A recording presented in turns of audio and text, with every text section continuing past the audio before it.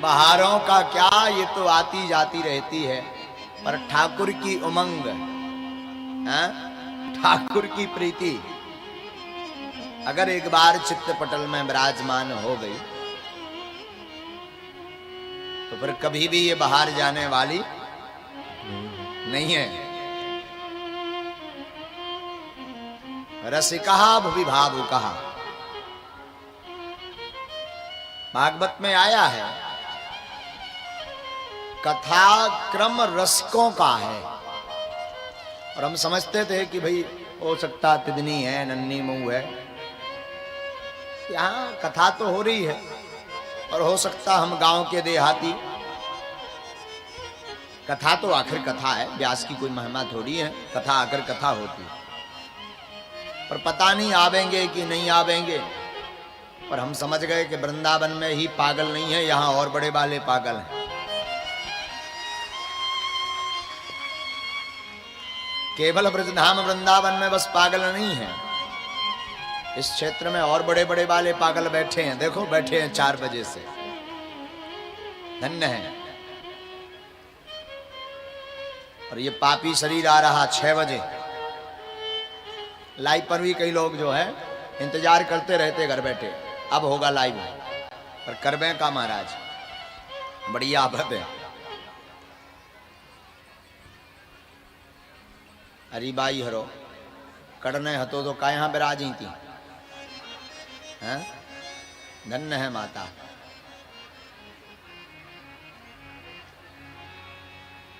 रसिकहा भुवि भावुकहा, रसिकों का परम रसिक है श्रीमद् भागवत कथा। अच्छा देखिए, इस श्लोक में एक विषय बड़ा सुंदर छिपा। बोले सुनो, वैसे भागवत तो सबकी है, पर 2 लोगों के लिए ज्यादा खास कर। किस किस के लिए? पहला है रसिक और दूजा है भावुक।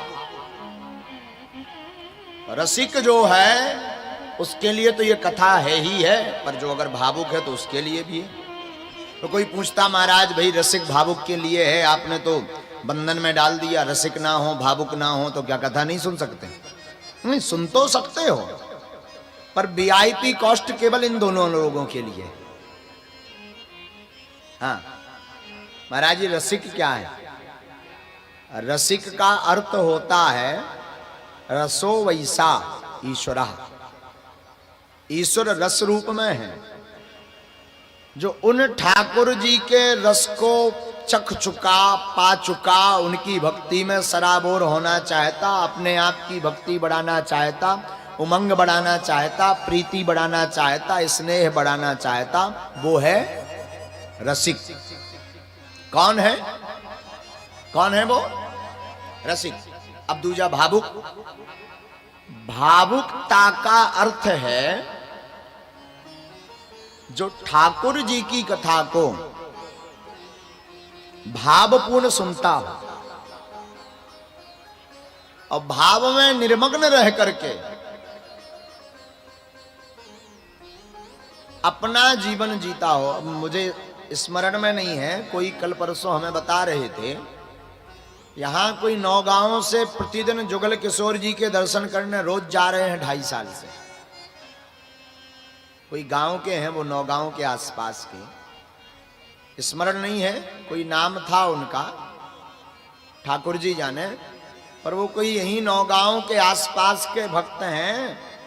किसी ने हमें मिलवाया तो बताया कि ये प्रतिदिन जो है जुगल किशोर भगवान के दर्शन करने जाते, चाहे ठंडी हो चाहे गर्मी हो। अब यहां से लगभग दूरी है जुगल किशोर भगवान की 100 किलोमीटर से ऊपर, लेकिन रोज आते हैं, रोज जाते हैं। हमने पूछा ये कब से? बोले 2.5 वर्ष हो गए, 2.5 वर्ष। तो ऐसे भगवत भक्त को भागवत में भावुक कहा जाता है। अपनी भावना को लेकर के जो जुगल किशोर को दर्शन करने जाते हैं, अपनी भावना को लेकर के जो कथा को श्रवण करने को आते हैं, अपनी भावना को लेकर के जो ठाकुर जी का अभिषेक करते हैं, ब्रजधाम वृंदावन जाते हैं, ठाकुर जी के गीत को गाते हैं, ऐसे परम भगवत भक्तों को श्रीमद् भागवत कथा में दूसरा स्थान मिला भावुकता का। अच्छा महाराज, बाकी लोगों के लिए नहीं है क्या? ऐसे भाव मान लीजिए हमारे ना हो तो क्या हम अधिकारी नहीं हैं कथा सुनने के? अरे भैया, अधिकारी तो हो, कथा सुनने के पात्र भी हो। कथा तो सबके लिए है, पर इन दोनों को ज्यादा विशेषता है। ऐसा क्यों? देखो, रेगिस्तान में आप चल रहे हो, कंठ सूख रहा हो, पानी पीने का भाव जगा हो, जब तक कोई आवाज दे दे, ओ बाबूजी पानी पी लो पानी, आप दौड़ते हुए चले जाएंगे बिना विचार करें कि जात है कि कुजात है कि आरओ का है कि मिनरल का है कि कुआं का है कि हैंडपंप का है कि छानकर है कि उबाल कर है, ताजा है कि पुराना है। बिना विचार किए पहले कंठ को गीला करेंगे और झट से पी लेंगे। हाँ जी या ना जी? हाँ जी। अब किसी को प्यास ना लगी हो, उसको पूछो बाबूजी पानी पीजिए, तरह तरह के क्वेश्चन करेगा। आरओ का है, छाना है तुमने, ताजा है कि नहीं है? अरे भाई गंदा पानी नहीं हम पीते, कचरा हो जाता, हल्का पानी पीते हैं जो आरओ से निकला हो। तरह तरह के क्वेश्चन करके वो पानी पिलाने वाले का माथा गर्म कर देगा। उसी प्रकार भागवत में रसिकहा भुवि भावुकहा, रसिक और भावुक के लिए इसलिए कथा कही गई कि ये तो ठाकुर जी के कथा सुधा रस के प्यासे हैं, ये बिना प्रश्न किए कथा में बैठ करके निर्मग्न होकर के नाचेंगे। लेकिन जो अधिकारी नहीं है, रसिक नहीं भया, भावुक नहीं भया, वो कथा तो सुनेगा और भाएगी भी, परंतु उसे कथा में ही नाना प्रकार के प्रश्न खड़े करने लगेगा। मन ही मन, भगवान है तो ऐसा कैसे, क्या तोरे जैसे चलें? भाई भगवान अपनी लीला करने के लिए धराधाम पर आते हैं, और जिस लीला में ठाकुर जी को लगता है इससे भक्तों की भक्ति बढ़ सकती, तो हमारे ठाकुर जी वैसी ही भक्तों पर कृपा करने के लिए लीला करते हैं। किसी ने पूछ लिया महाराज लीला की तो आपने बात कही, पर कल आपने कथा में सुनाया कि भगवान ने रुक्मणी मैया का हरण करके विवाह किया, ये कौन सी लीला है? देखो, भगवान जिन देवी जी का हरण कर रहे हैं वो कोई साधारण नहीं, साक्षात श्री लक्ष्मी देवी जी ही हैं। और लक्ष्मी देवी जी वरण किसको करेंगी, बरेगी किसको? नारायण को। और कदापि कोई अगर लक्ष्मीपति बनने का साहस करेगा तो भगवान तत्क्षण शिक्षा दे रहे हैं कि हम उस व्यक्ति के यहां से लक्ष्मी देवी का हरण कर लेते हैं। ध्यान रखिए, कल की कथा में भगवान समझाना चाहते रुक्मणी देवी लक्ष्मी मैया हैं। आप धनपति बन सकते हो, धनाढ्य बन सकते हो, धन्ना सेठ बन सकते हो, पर लक्ष्मीपति नहीं बन सकते। और कदापि आपने सोच लिया अरे हम तो लक्ष्मीपति हैं, लखपति हैं, करोड़पति हैं, तो भगवान तत्क्षण अपनी माया के द्वारा लक्ष्मी का हरण कर लेते हैं। मानो भगवान समझाना चाहते हो लक्ष्मी माने होता है वैभव। माया, धन, यश, वाहन, गाड़ी, ये लक्ष्मी के ही अंतर्गत आती हैं। और जो भी इसका मालिक बनता है तो भगवान अपनी वेग माया से उसके घर से हमेशा के लिए लक्ष्मी का हरण कर लेते हैं। भाई लक्ष्मी पुत्र हो सकते हो पर लक्ष्मी पति नहीं हो सकते हो। लक्ष्मी पुत्र बन जाओ बढ़िया है, यहां तक कि भाई तनक तुम उच्च कोटि के हो, ज्यादा भगवत भक्त हो तो लक्ष्मी मित्र भी, लेकिन ये भी सहज बात नहीं है, साधारण बात नहीं है, ये पचेगी भी नहीं आपको। तो सीधा सा सिद्धांत है, लक्ष्मी पुत्र बनो, लक्ष्मीपति मत बनो। लक्ष्मीपति बनोगे तो कल्याण नहीं होगा, दरिद्री रहोगे, निर्धन रहोगे।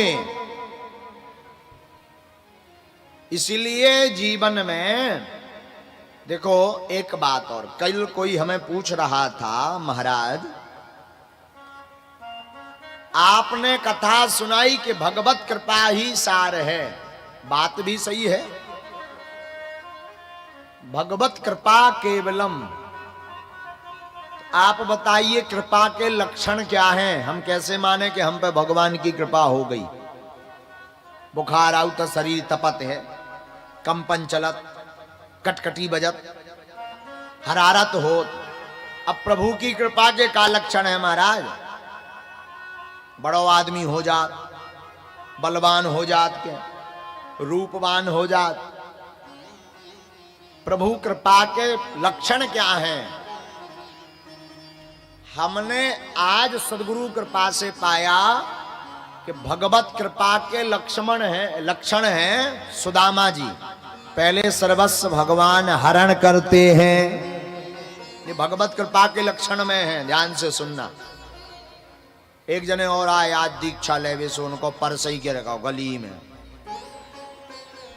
अब एक जने हमें ऊपर पूछ रहे थे, महाराज आए तो साजे के लाने, फिर तुम्हारे लोग आए कथा में, परस ही क्यों ला जा, कौन सी कृपा है? पर हमने उन्हें समझाया, अच्छा एक तो गुरु कृपा है ही दास पे, ऊपर से ब्राह्मण हैं, तो हमने समझाया सुनो,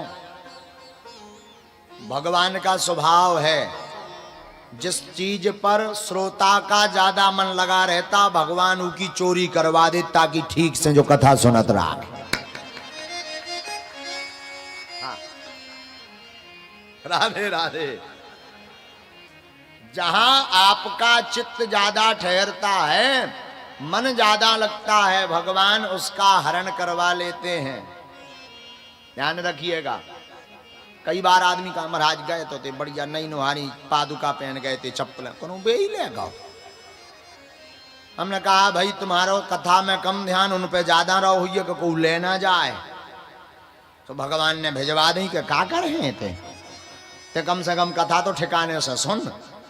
अच्छा जी की एक वे चली जाती, सो दूसरे दिना से फिर साज ही नहीं पैर आवता, वो ऐसी पैर के आओ कि हेड़ा भी जाए तो टेंशन नहीं आ। एक तो आवत नहीं आ जौन की हेरा जात, सो एक तो कथा में नहीं आवता। और धोखे से अगर गुरु महाराज के कर रहे या कौन सकोच ज्यादा है। देखो कथा के श्रोता भी कई प्रकार के हो, एक हो सोता, आगे कथा में सौन लगे, एक हो सरोता, घर से सुपारी तमाकू लिया बोले को ना को मिलाई जे लेकाया का चुटाए देव तनाक से बराक मार दो ढैया दाने दे दो, माए मुंह में ऊँसी लगी लुक लुकी सी, दो ढैया दाने डाल ले भाई। जो है एक इन्हें कहो जात सरौता, जिस सरौता बारे सोता है। एक ऐसे सोता होते हैं कि घर से कछु पैर के नहीं आउते, तन से खूब बढ़िया वीआईपी पैर के जा, ये तीसरे लेवल के श्रोता है। एक होते चौथे लेवल के श्रोता, जो वास्तविक श्रोता होते हैं, जिन्हें ना पंडाल से मतलब, ना पादुका से मतलब, ना लोग से मतलब, ना नियम से मतलब, ना आमंत्रण से मतलब, ना निमंत्रण से मतलब, उन्हें तो सिर्फ गोविंद की कथा से मतलब होता है। ऐसे परम भगवत भक्तों को कथा में श्रोता कहा गया। तब तुमने अपने हिसाब से नाप लियो कौन कौन से लेवल को। हाँ, देखिए उच्च श्रेणी का चौथे नंबर का श्रोता है। कथा में आओ तो केवल कथा सुनो। क्या करो? कथा सुनो तो जय जय होगी, कल्याण होगा, मंगल होगा। कथा में अपनी वृथा को मत रखो। वृथा को रखोगे तो कदापि पार नहीं पाओगे। और कथा में अगर अपने आप को के देखो, एक बात और, किसी ने कहा महाराज ऐसी कथा सुनाना कि हमारे हृदय में बैठ जाए। उनका कथा तुम्हारे हृदय में बैठे तो कोई मतलब नहीं, तुम कथा में बैठ जाओ तब मतलब कुछ निकलेगा। कथा तुम्हारे हृदय में बैठे, अरे कौन मतलब, कबू ना कबू तो खाली हो ही जाए, इतना मटेरियल